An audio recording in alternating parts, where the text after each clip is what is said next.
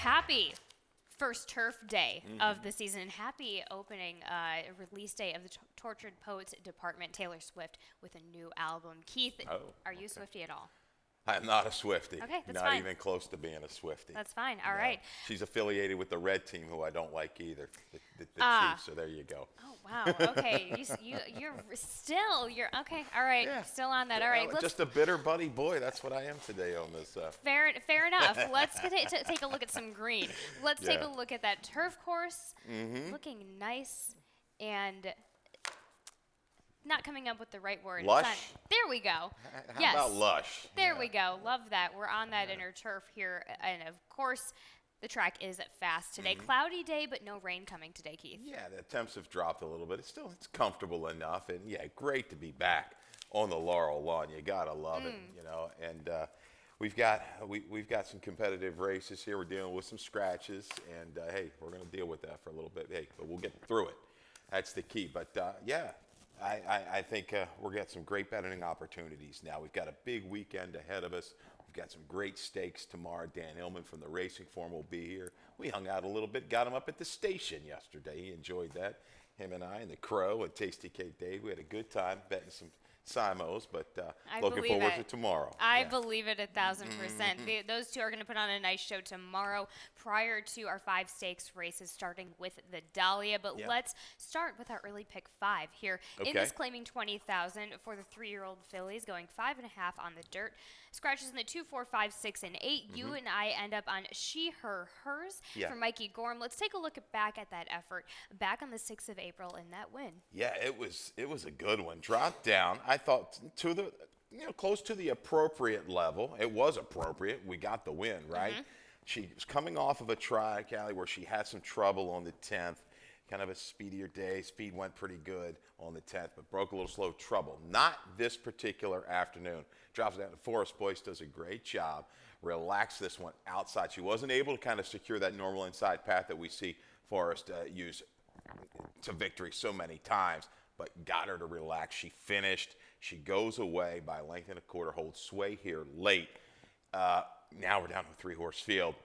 She's going to have to sit a little close. You don't want to get this classic diva. If she lets her get away too much and too easy, it could be trouble. We had to do some audibling on these picks today. I'm still sticking with her. Michael Gorham here the last 3 years. Positive ROI. First off the claim in Maryland. This barn the last 30 days is hitting at a 36% strike rate with a 391 ROI. A little confidence booster here, up in class. Hopefully can keep classic diva in her sights and hedge on by it. Lily Lightning fits here too. This is the right move for her. She's out of that race on the 10th as well. They were very close, Lily Lightning and She, Her, Hers. I'll just take the horse. It's in form, moving up. 3-1-7 in the opener. Let's talk about your early pick 4 ticket that you have going on here today. Yeah. First, starting in this first leg with that starter optional. Yeah, we're going to start with a nice little $12 ticket to get your weekend started. 2 deep with the 4, Phantom Smoke, and the 8, Dr. Jeff. Race 3, 2 runners again. The 2, Battle of Bastogne, scratch to go here. And the 4, In Trust. There's Gorham again right back at you. Race 4, 2, 6, and 7, 3 deep. They look like the logicals. Yeah, in a shorter field. Codger going to try to make it 2 in a row. No easy day. He's going to try to turn the tables. And race 5, 4 and 9. There's a $12 ticket for you. And it does begin, as I mentioned, in the starter optional. 30,000. First turf race of the 2024 season is now, as you mentioned, on the Laurel lawn. Scratches in the 5. 9 is back in.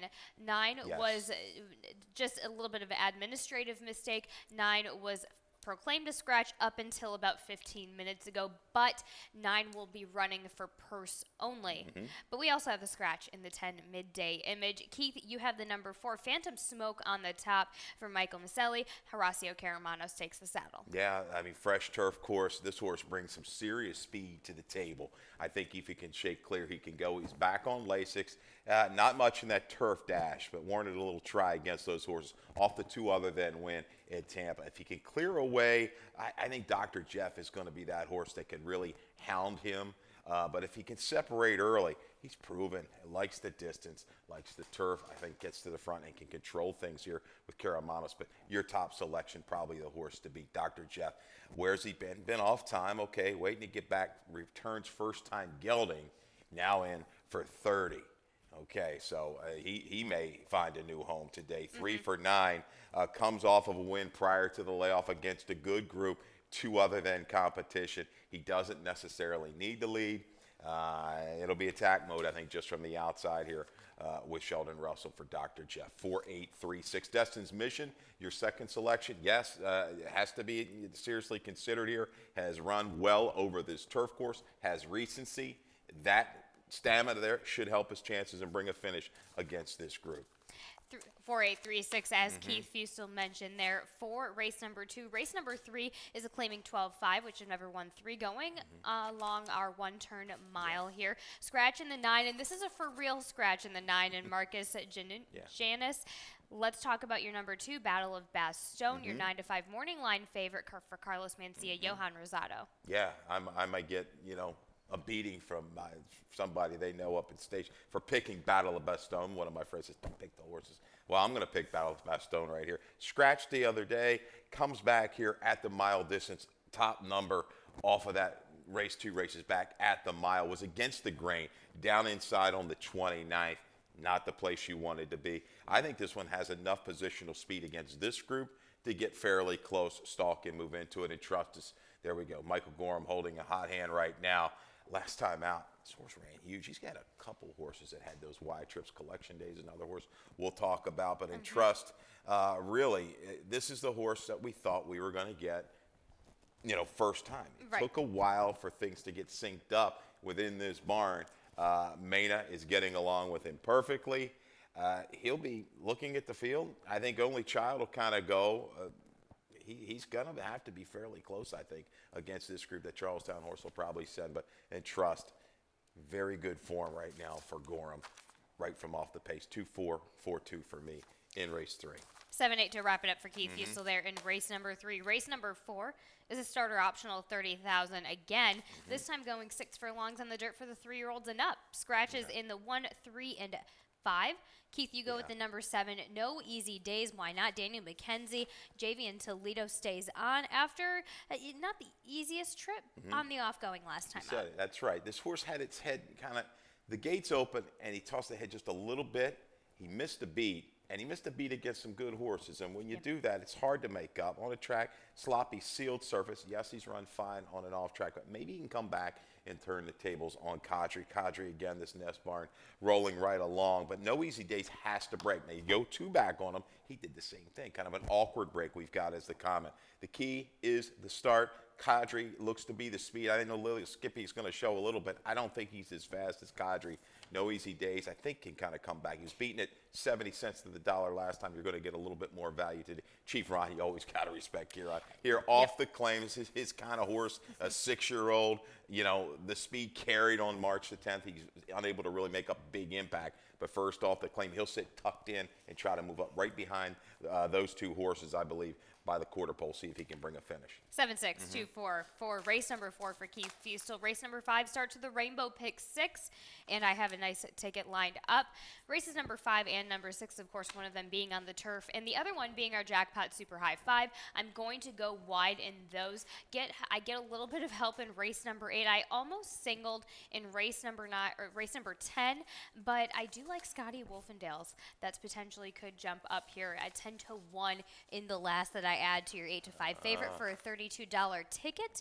And we get back to race number 5. I go 4 wide in this allowance. I was tempted to go 5 wide. I had to take off a horse on this 1 1/8 turf affair for the 3-year-olds and up. Scratches in the 2, 8, 12, and 13 and 14. The 15 at homeschool does run at 15-1. Keith, you and I both still land on Fulmino. For Arnaud Delacour, Victor Carrasco, let's take a look-see back in the Columbia Stakes back in early March at Tampa.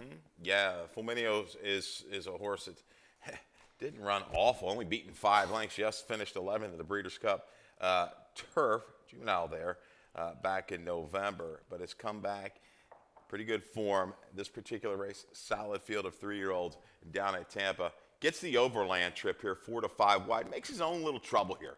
I know the 7 drifted out of touch. He was drifting in. Therefore, we got a little bit of a steady. He regroups. He's not threatening this horse, Full Nelson late. He closes in well. horse inside of him's running well as well. But I think he's going to come back. This is going to be first time Lasix on the turf. He's back into shape. Maybe has a little recency edge over St. James the Great. These two faced each other on the go back, right, at Colonial. But don't think that this 9 can't do it. This horse really finished up the 2023 really strong. Strong final quarter last time out. Blinkers has gone on the improvement. I love the 2-year-olds moving to 3 that ran pretty quick back at 2. This horse can handle the route of ground, proven at that longer distance. And the steeplechase people, I did a little research because I like to check on, Dan and our man John Piasek. Yes. He was on it. Oh, I got some great information on a horse on Saturday. What about this one? John, It was over at Shawan Downs. There we got go. a little tune-up, so thank you, John. Just enhances the chances. The work's moving forward into this. That I look at the race, the 2-back race. Neat, very, very good. This horse has won his last 4 on the turf, including, I believe, a graded stakes. So company lines there. Fulminio's got to be tied on. A little bit more value here with the 9, St. James the Great, and thanks to John Piasek of the Racing Biz, bringing out all that good information. Mission Man, just needs to avoid the overland trip, a little flattening. It's fresh. And the 6, the Stidham, he's got some horses in today. He's going to be, he's going to be around now. So you're going to see some of these horses come in and do some damage. You got Curtis aboard. Second Blinkers followed through at Fairgrounds. I think this little extra 16th of a mile, or extra 1/8 of a mile for him, is not going to be any issue. 4.936. Good race here. Race 5, first level allowance. Well, if you like the carry horse, you also have, that Jack Fisher has, the one horse, St. John's, has had a couple of similar approaches. I'm sure that horse has run flat at a point-to-point leading up here. Oh, yeah. You got to watch these guys. They're slick. They're slick. Yeah, they're slick. You'll see the workouts, and the horse ran, down in Tennessee somewhere. Yeah, 2 miles. Yeah, they'll do it to you. Jack Fisher, we've made some money off of his horses. Absolutely, especially at a 1.125 race in the beginning of the season. Hello, 4.936. Keith Fusel race at number 5. We will be right back after this commercial break to talk about the rest of Friday's card.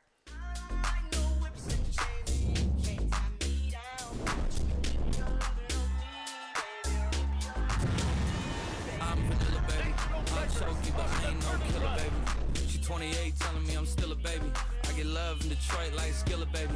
And the thing about your boy is I don't like no whips and chains, and you can't tie me down. But you can Young Jackaka. Jack Harlow. I mean, you're not a Swiftie, but do you know who Jack Harlow is? I'm aware of Jack Harlow. Okay. Yes. Right. Do I have him playing in the car coming in? No, but I believe I told Tim, the kids have given me a little update. So Morgan was fine with the selection. So if she's good with it, it's got to be all right. Of course, Jack Harlow, the Louisville man, but he brings it over to Baltimore here for 2024. Let's talk about this Jackpot Super High Five. We have a nice little carryover, 2,443. Let's talk about this allowance going 1.125 miles, but this time it's on the dirt here for these 3-year-olds and up. Restricted allowance for these Maryland breds. You go with the number 3 underneath or on top in Castle Island, first in the barn for Kieran McGee. Of course, this was a claim from Brittany Russell. We've seen this happen before with McGee. Yeah, we've seen this movie. This is something that goes on, and it's like a little battle. But it's fun. What makes it, it's like kind of the old, you see some of these trainers, who they like to claim off of, and this is true. It's right there in black and white. Castle Island comes back off a resounding victory, wins by 13, relaxed, got the lead pretty much in hand, and drew off. So he's stepping up against a tougher group, though. We're going to see if this horse can improve. We've seen some of these horses off the claim hold form and even move up a little bit. So Castle Island, yes, going to have to deal with Collection Day. I think Sheriff Ronnie might go ahead and go the 7 horse from the outside. Castle Island, we'll see if he can follow through on the claim. Collection Day was really, really good last time. Man, look at that comment. Rushed 5 wide the first turn. At 1.16 miles, you're not supposed to be able to win with that kind of trip. Was able to get out there, relax, and like I say, he went through the wire and he kept going. And there was no let up in Collection Day. something really clicked, and if he comes back, he's going to be super dangerous. Under the radar is a video spotlight horse here. This horse is the one that's going to want, that flow, that contested pace to develop, and didn't run terrible. He's had a couple chances at this condition. A little in tight there at the break. Bounced around, squeezed a little bit the first, 20, 30 yards, but gets back and ends up finishing, I think, all in all, okay. He can be placed a little bit closer. He just doesn't have a ton of speed. But when he levels off, he can bring a pretty good run. Margin of Error, the other nest, ran huge, and he came back to run big, jumped up and ran a 95 in a starter at Aqueduct. So he might need that little pace battle to get it done. Castle Island, we'll see, off the claim with Kieran Tough. Desvio, Cheloni I'm going to use, but I'll talk about the 5 who I don't have in. But, even money, it's a 3-year-old that was getting better. This is definitely a better bunch that he's, well, Malinal's at stake, but that he's facing, I think, all in all. But he just never seemed like he got comfortable down inside. He's a bigger horse and just never could get on track, get into a rhythm. I'll give him a little bit of a pass. Maybe use him in underneath if I can get a little bit of value. So this is a tough race for me to separate those top 3, though. 3-4. 1-2 is the way Keith Fusta goes in race number 6. We stick on the dirt for the next race, starting the late pick 4 in race number 7, in a claiming 12-5, which have never won 2, scratching the 6, 10, 11, and 12. Keith, you go with the number 1, our rail horse, and closer to the heart for Katie Voss. Jamie Rodriguez sticks on. Yeah, another little bit of a shot. This horse doesn't have much speed at all, but I think second off the break, you've got J-Rod coming back. This horse got a little trouble out of the break. Moncrief was able to control things up front. Slight little jump. Now back in against the girls as well. Course Choice is going to go ahead and go, and she could be very dangerous if left alone. She still has some issues. That last 16th of a mile, 70 yards, is a question mark, but she could carry them a long way with Rojas. The try before the layoff was good, I thought, for Closer to the Heart. We're able to close that ground after early adversity at Timonium. So give her a shot here, the 6-year-old. 1 for 29. There's not a whole lot you can trust here in race number 7. I think your top selection ran pretty well at the fairgrounds last out. Is that number slightly inflated? It might be. Okay. But you look at the field she faced. Savage Darling came back to win at Oaklawn, that second place finisher. Third place finisher of 53 went third at Evangeline. So buyers are stacking up, and I think she's got enough speed to lay close enough to Course Choice and kind of make that move into it here with Ben Curtis for Kelly Rubley. Yeah, this one is okay, on the turf as well. And Curtis, we talked about him, new here. He's going to be around. It looks like a presence, riding for Stidham, Rubley, and Barnes like that. 20% with a positive ROI the last 30 days for this rider. Forgotten Gift for our boy Dave Naylor from up the station. This horse ran, man, I thought she was going to get it done at Charlestown last time. I've used her, another one, Taralba Factor. You've got her in the mix. Yes, she will be used in my exactas. I think her best trip is going to be maybe getting a little bit of cover, sitting just behind horses. Let them carry her a little bit. I know she's got that speed, but I think at 6 you got to time that run perfectly. So if she can let those horses in front of her carry her to a position by the 3/16, I think she'll bring a little finish. Keith tells you how it is there in race number 7 with 1, 3, 4, 7. And let's go ahead back to the turf, to the Laurel Lawn in race number 8. In this allowance optional 40, going a mile and 16th for these 3-year-old and up girls. Scratches in the 1, 2, 3, 4, 7, 8, 9. Keith, let's talk about your top selection in the number 11, Sal's Blue Jacket from Mike Stidham, Ben Curtis. We were just talking about them. You have a nice little stat on Sal's Blue Jacket as well. Yeah, Stidham here, last 3 years, 6 for 23, 26%, 13 to 23 in the money with the turf routers, first after a 180-day layoff or more, okay? 221, that works. Here's a 4-year-old filly, hasn't been seen since Woodbine in a stake on the synthetic. Didn't run all that terrible, but it's 2 for 2 on the turf. You've got a scratch of the Speed Paper Mansion, who was just rolling, win after win after win. She's going to set up shop, I believe, stalking. This Name Is Okay, I think will probably go ahead and be forward. But I like the races on her page. A really good run back at Colonial over the summer in that optional. It beat Surya, a key kind of a horse. That stat, it gives me some definite hope. But she's going to have to I think hold off a charge. I think Charmed Way, your top selection, is awfully dangerous here with Forest Boys. We have video. We do. We Let's do. talk Thank about you. that Gulfstream Park effort last time out in that 62.5 on February for Jane Sabelli. Yeah, I got in a little trouble here at the 3/8 pole. Had to kind of steady there. You saw that. He's going to work outward about 5 wide here to the quarter pole. And all in all, I tell you, makes a very, very good run. Bigger field in a deep field. This was a quality group. This winner, Sweet Danny Girl, a stakes winner prior, runner-up, grade 1 stakes place, multiple graded stakes place. So look at the finish. You know what you're going to get from Forrest. She's going to save and bring the best for last. Charm Way, going to be dangerous, making a run in my top selection, Sal's Blue Jacket. 11, 12, 10, 5 there in race number 8 for Keith Fustel. Race number 9 is back on the dirt in an allowance, a restricted allowance here, a mile and 16th on the dirt for these 3-year-old girls. You have the number 3 Ninja Abario for Bruno Tessori. Carlos Lopez gets back to that 2-turn effort. Yeah, a little rematch here, a Northern Glow, Ninja Abario. They know each other. The break last time was a little troubling for this one, but I thought all in all ran respectable, made that run. Barzina just a little too good. These two, when you're looking at the race again, maybe Loving Cup goes, but I think Northern Glow will probably go ahead and get the lead from the inside, and Ninja Abario shouldn't be too far out of it. I think these two might emerge in their own little race, say from the 3/8 pole, quarter pole home. Slight edge to Ninja Abario. There we go. Let's talk about the number 7 Flower Dew. Yeah. You and I both have this one underneath. 8-1 on the outside for Lacey and Toledo. No run really last time out of that Ninja Abario race, going 7/8, won by Barzina. 2-back try. I think we might have used this as a video spotlight. We did. Did we? Yeah. Going long, main track, behind Western Lane. She's a Rolling Stone Ninja Abario. Was in a rhythm and had that rhythm stalled, maybe 5/16 ahead of the lane.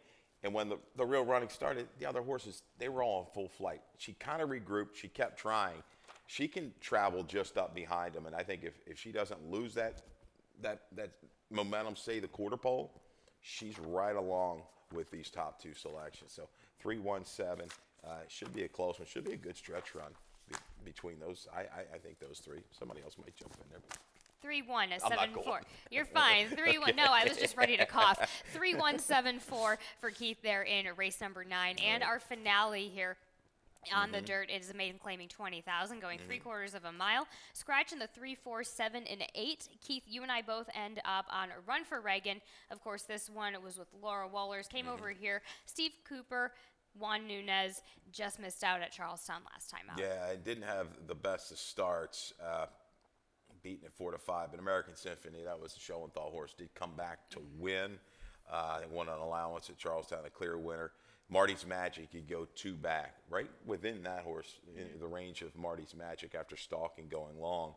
And look at that comment, used 4 wide, made that quick run and just flattened a little bit. I think I don't usually have a lot of horses picked on top that ran at Charlestown last time, but this horse has got some respectable efforts, shortening up. I wish there was maybe a little bit more speed in the race to push Super Needy. I fear the 9 going wire to wire. There's no doubt about it. The salesman runner scratched out of a race in which the other salesman whistled Where's Ray with a big number. But respectable against Restless, who come back to run a big number. Run for Reagan.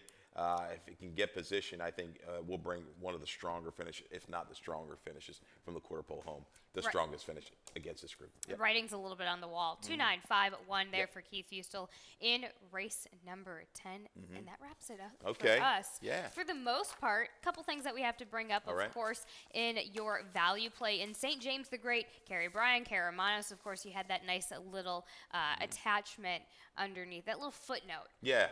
The little note. Yeah. And thanks our man John Piasek again. But St. James the Great, an 8-1 morning line, might come down just a little bit. We had a scratch too right in that race, but working very well. Looks like a little training race under its belt. Yep.